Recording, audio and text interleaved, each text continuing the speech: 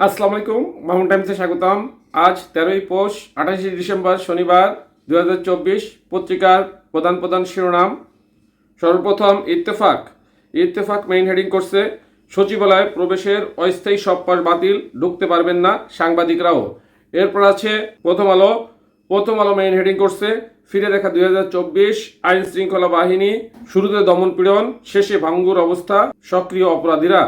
এরপর আছে Jugantor main heading করছে, হাসিনাকে সহজে ফেরত দেবে না ভারত।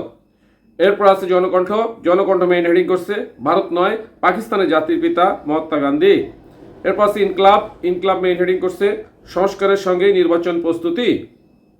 এরপর আছে আমাদের সময় মেইন হেডিং করছে, সচিবালয় সাংবাদিক সহ বেসরকারি সবার প্রবেশের পাস বাতিল।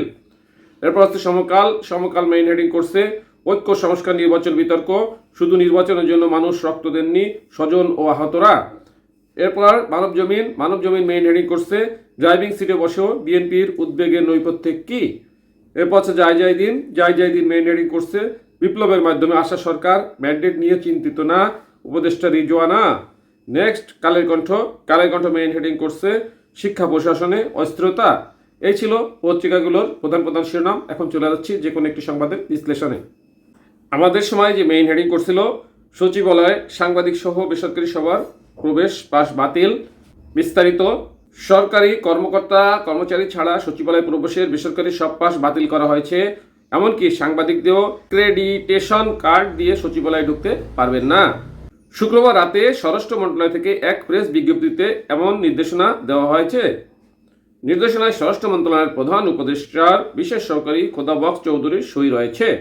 প্রেস বিজ্ঞপ্তিতে আরও জানানো হয়, বাংলাদেশ সচিবালয়ের সার্বিক নিরাপত্তা বৃদ্ধির স্বার্থে সচিবালয়ে কর্মরত কর্মকর্তা কর্মচারীদের অনুকূলে ইস্যুকৃত স্থায়ী প্রবেশ পাস এবং সরকারি কর্মকর্তা কর্মচারীদের জন্য স্বীকৃত অস্থায়ী প্রবেশ পাস ব্যতীত সব ধরনের অস্থায়ী সচিবালয় প্রবেশ পাস বাতিল করা হলো।